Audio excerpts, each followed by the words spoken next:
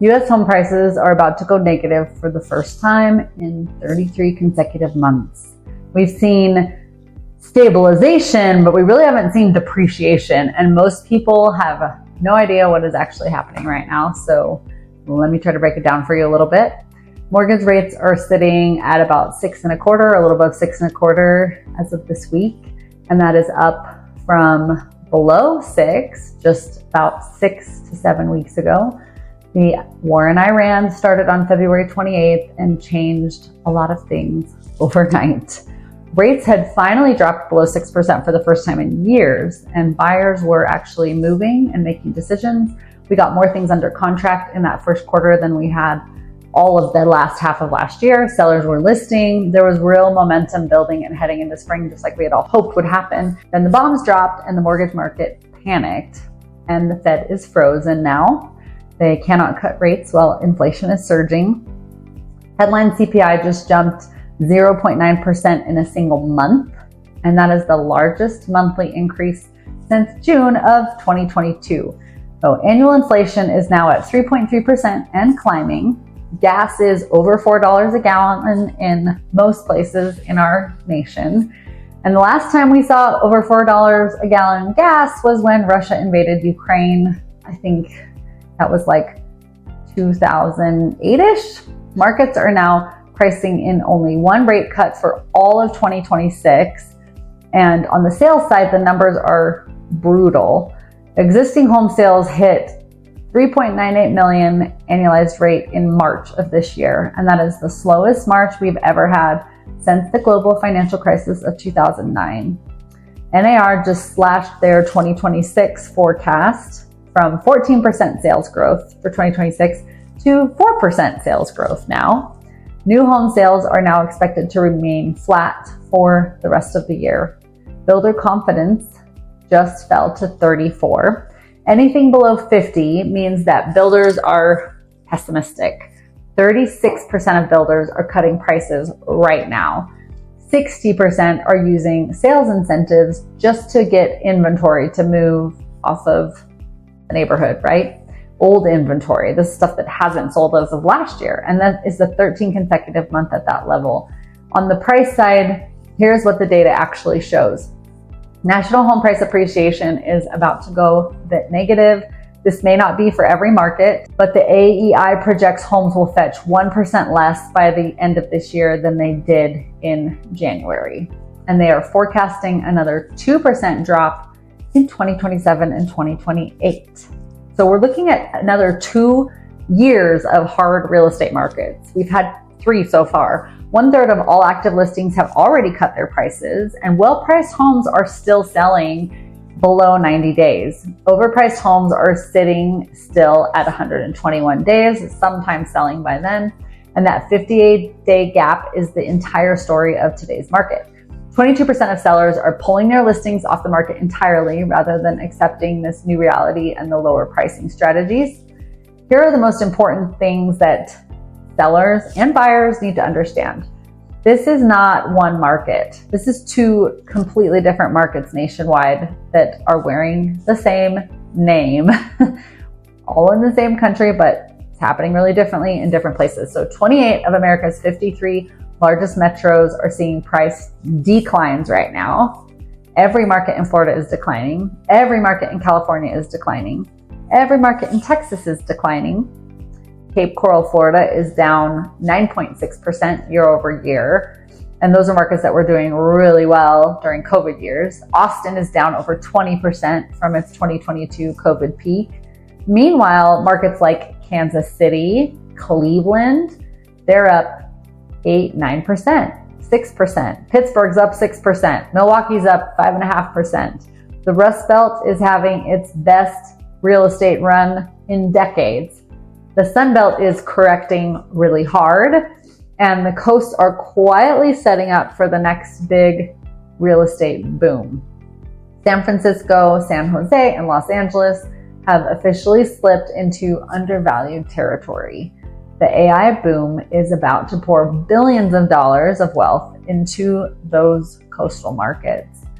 Analysts are already forecasting these markets as the top growth markets of 2027. Kind of interesting. Even though they're going down right now, they're slated to go up next year. And economists say even if the war ends today, it will take months for this inflation issue to unwind. The market is not going to bounce back next week or even this summer if you've been hoping for that. But here's what I need all of you to understand. The listings that win in the market like this are the ones that are not waiting for conditions to improve. And the buyers that win in markets like this are not ones that are waiting for the interest rate to go down. These are the sellers and buyers that understand the conditions and have an agent that understands the conditions to talk through these things with them. So the buyers, you don't need lower rates. You need someone who can explain why this is actually a really great time to buy because of the negotiations that can happen and because no one else is buying. And the seller, you don't need like a super hot market to sell. You need someone who can price your home correctly the first time so it doesn't have to be a statistic of sitting on the market for 6 months to a year.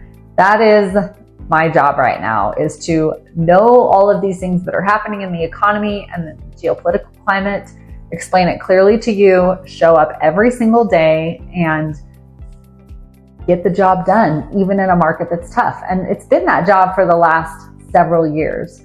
So as we look back on the last 3 years, those years have actually really built my real estate career and helped me refine and fine-tune my skills. And I'm looking forward to the next 2 years, even if they are difficult years, because those years are the years where agents with those skills who continue to learn and pay attention to what's happening in the world and in the economy win the game.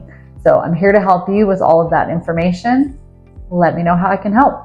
This is Jessica Charrington with Salida Colorado YouTube channel. And if you have property that you have questions about, I'm happy to answer any questions. If you have property you're interested in, I would love to talk to you about it. So if you're going to ask me what some red flags would be to watch for when you're going to buy a property, number one is going to be the neighborhood, because neighborhood's probably going to have one of the largest effects on your equity. If it's a neighborhood that's really up and coming and you know that there's been higher property values seen in the neighborhood fairly recently, people are remodeling, fixing things up, that's a good sign. But if it's a neighborhood that overall is run down and appears that it's going to stay that way, or there's high crime, or you just get that vibe when you're in the neighborhood, that's a red flag. The second thing that I think you should really watch out for is a blank seller's property disclosure. That's a red flag. The seller either wasn't educated enough by their agent on what it was to fill it out correctly and get you the information that you need to make an informed purchase, and or the seller just doesn't pay attention and doesn't care. And then the third thing I would say is if there is a ton of deferred maintenance or disrepair, and specifically things like water damage and baseboard or trim molding or flaking because it's gotten water on it, or drywall where it's been wet, ask about it. If it's not in the seller property disclosure, find out what the details are that caused that to happen so that you know if it's an issue that's been taken care of or if it's a continuing issue. The other side of that is if a house has been fixed and flipped, there can be still underlying issues on a house that's been fixed and flipped. And I would say, in fact, you should even do more careful and closer examination. Green flags for home buying. Number one is the converse of the red flags, neighborhood. You've got to look at the neighborhood. You can't change the location when you buy a property. So you want to make sure it's either a neighborhood that's really well established and property values have held or increased over time, or that it for sure is an up and coming neighborhood. Like people are building, remodeling, revitalizing that neighborhood so that those property values will continue to increase. Two, I think the next most important thing, and maybe some builders will argue with me on this, but I love homes that were built in the 50s, 60s, and 70s. They're just good, solid construction. They started to do like a little bigger kitchens, bigger closets. So the homes have good bones. And the last one is something you might not think about, but I think a green flag is only 1 or 2 previous owners. So if a home has like a bunch of previous owners, why did all those people not want to stay? Now, if you're in a community where there's a high turnover, then yeah, I mean, you might not need to think about that as much, because military community, things like that, people just end up moving a lot. But if you're in like a well-established town where people tend to stick around for a while, look for homes that only have 1 or 2 owners. They loved the neighborhood, they liked their neighbors, the home worked for them. I mean, it obviously worked, otherwise they wouldn't have stayed there for 30 years. That's a green flag.